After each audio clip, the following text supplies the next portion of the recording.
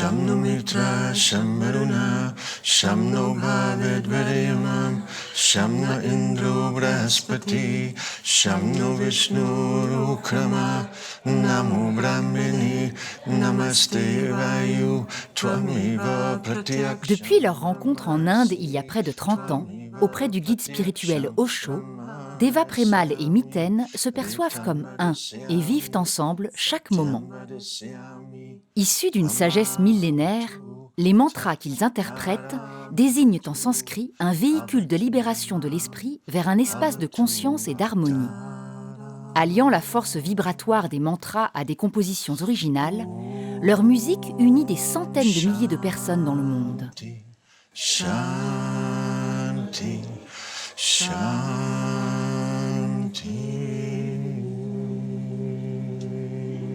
I just remember being a little child, a little girl in Germany, and my mother or my father come in at night to sing the Gayatri mantra with me before sleeping, and they sit at the side of my bed and we sing 3 times Om Bhurvubhasva Tatsavitur Varenyam Bhargo Devasya Dhimahi Dhiyo Yona Prachodayat.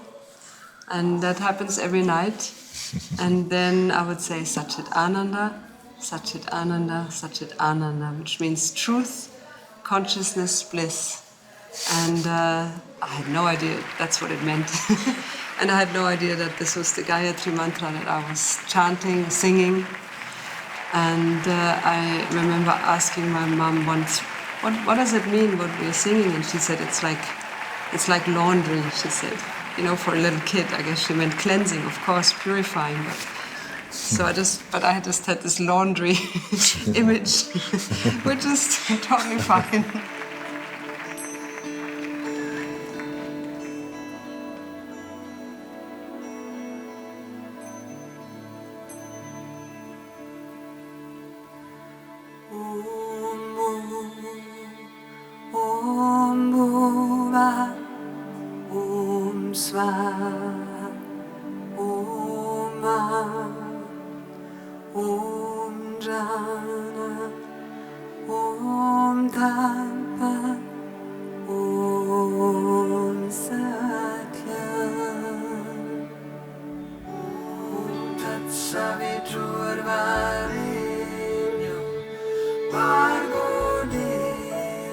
And then just in daily life, there were different mantras. You know, I would say Om I was asked to say Om every time I put something on a table, or Ram every time I switch on the light. That's mantra. And that was all through the day. And that was what my father designed for his 2 daughters, so that they will be more in the moment and more aware and more conscious, more respectful.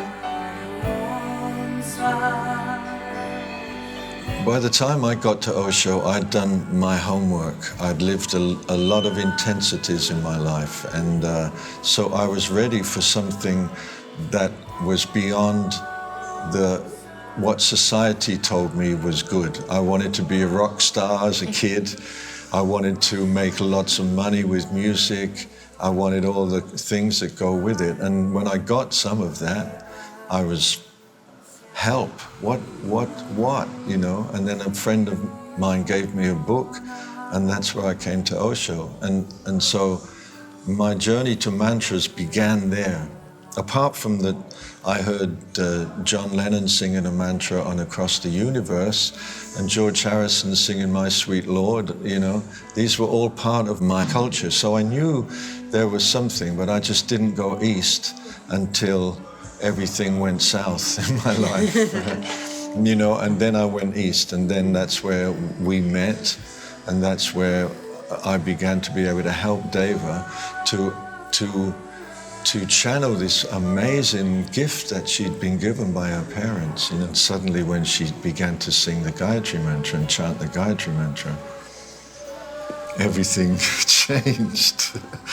It was amazing. It was just like you suddenly saw this flower open in your life, like physically watching and being part of a blossoming in life is incredible, like we all know, and we were very blessed to have been together and to share this blossoming of healing sound.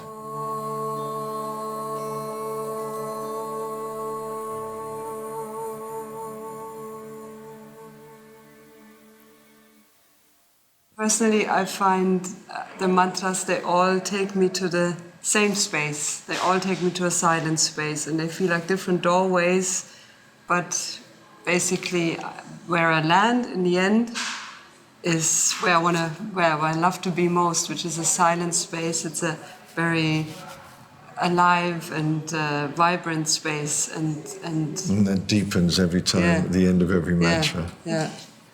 And that's and my joy is to share that, you know, like that's part of my, seems to be part of my mission in this life, to be able to share this, and that we can facilitate that for people to experience that together, you know. It's so the community, the sense of community, connection and love is for me as important as the meditation and the mantra and the sound medicine, you know.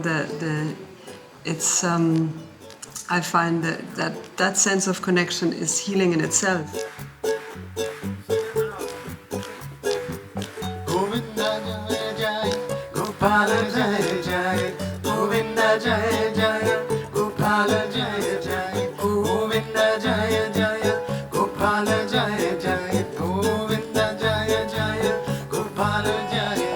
We just received from our friend a photo of the water crystals.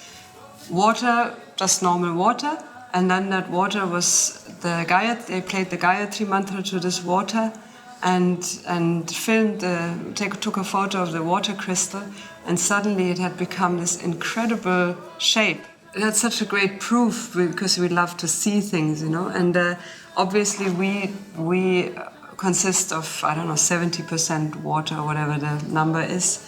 And when we chant, we are changing the physiology of our own bodies, because this water that's inside of us is being harmonized and restructured, and it's made healthy and fine and artistic and sacred geometry, and this is tangible. We all feel it, but it's so nice to see it also, you know.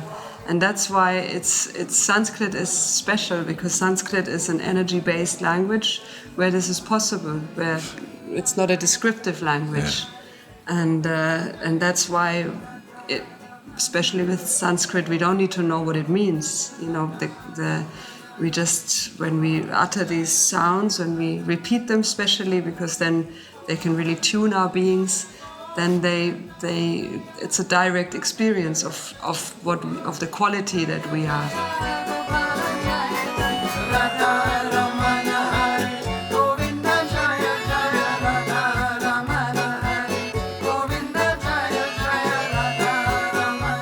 The thing that I learned with Osho, with the music, is that it has to begin in silence. You know, the mantras really, they demand our respect, you know, and that's what I find that's so precious with Deva. And when she sings the mantra, there's not any superficiality there, and there's no pretension. You have to approach the mantras with great respect. They won't come to you. They're only here. They're just here. And either you step towards it and look and find, I want a mantra. I want a friend through sound. And that's what a mantra can be, you know. It can be a friend through life. And it's a friend that will never leave you. It's sound. It's potent. It's energy. We're not distant from the mantras, Deva, me and Manoj. We're in it. We're all in it.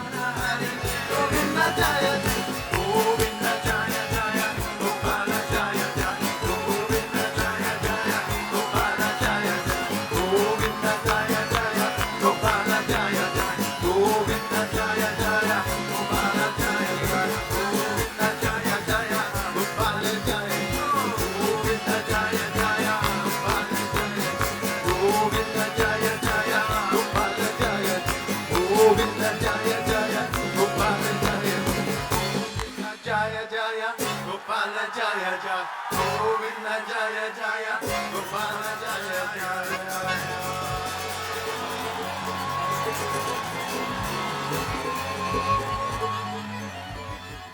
Sing this, we can. You know, with the mantras, they're like flowers. They all have a scent and an aroma. And just like a flower, it just sends the scent out into the universe. And that's how it is with the mantras. They have scent, they have aroma. And when we sing together, who knows where they go? So that's our musician's role. It's like to create an environment, you know, where people feel safe to open their voices, and especially men. Us men, we're a little more shy, you know, to sing, open our voices. So in this environment, we start to all sing together. And the power is not just the sound, it's the breath. We breathe together. So all my brothers, all the men, can you all stand up? That's so great, thank you so much. With these deep voices, we can chant this mantra for the Dalai Lama and the Tibetan people.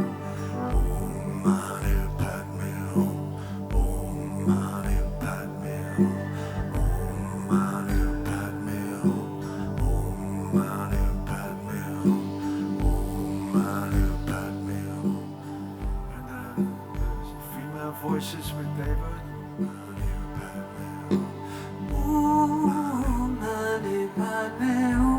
We'll stand up, shall we?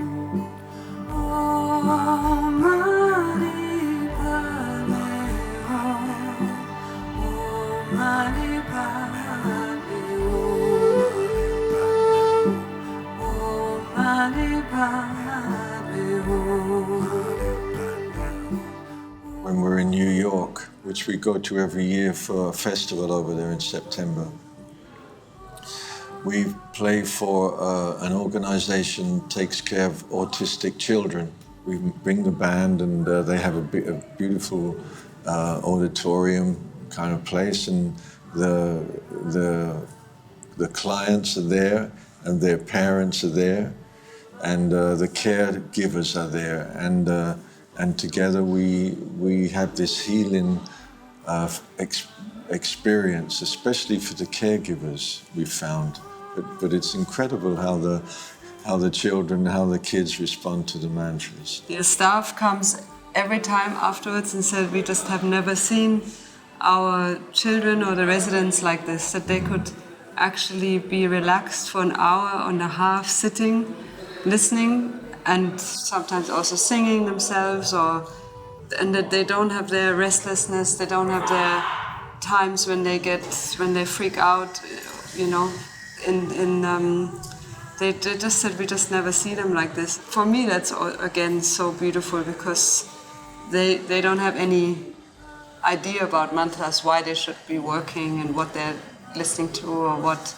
They don't have any kind of belief system around it, you know, which could be like placebo. Also, we've played a few times in prisons, and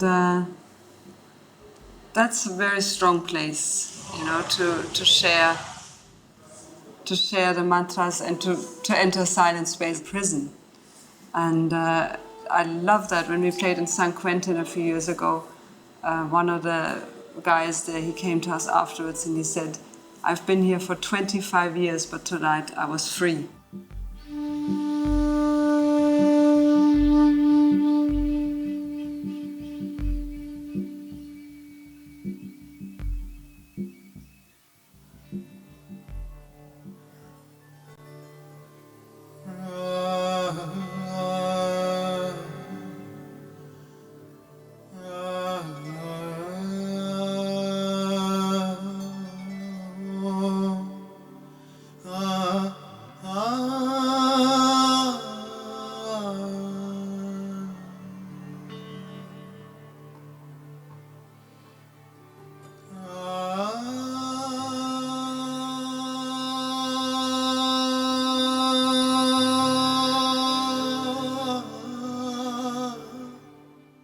To invite the energy of mantras into our lives, it's an exploration that can happen with every out-breath, and that we remember the sound of Om with every out-breath. And that can happen inside, doesn't have to be out loud. It's beautiful if it's out loud because then we also vibrate our bodies, through the sound, through the actual sound, our cells get charged.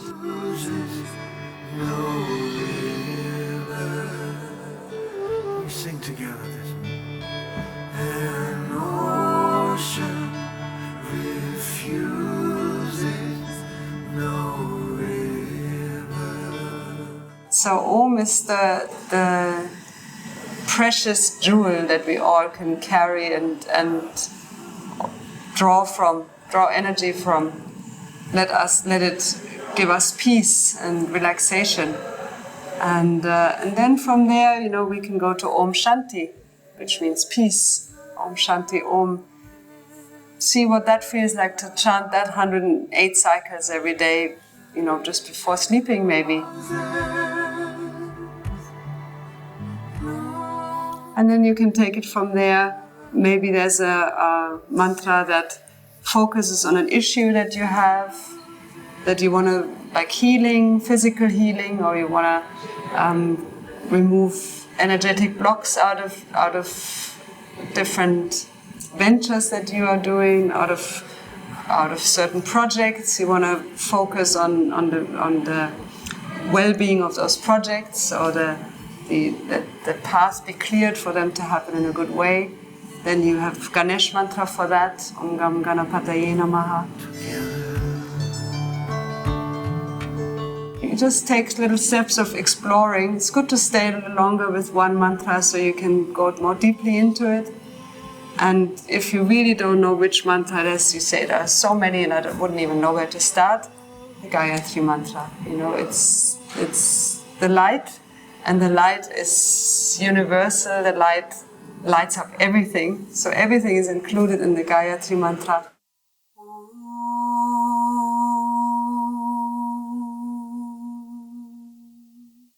Shanti,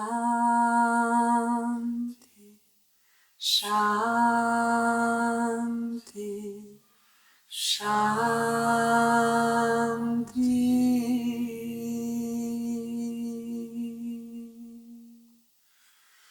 Om Shanti, Shanti, Shanti. When you say, okay, now I have my mantra, I will chant it every night. And if you say to yourself, I will chant it for 21 nights, whatever, every night before I go to sleep, for that amount of time, that's my commitment. And then you start to have a relationship with the mantra, you start to feel its vibration. So things like that, little things, seeds along the way, along the daily life that will create more sacredness is precious.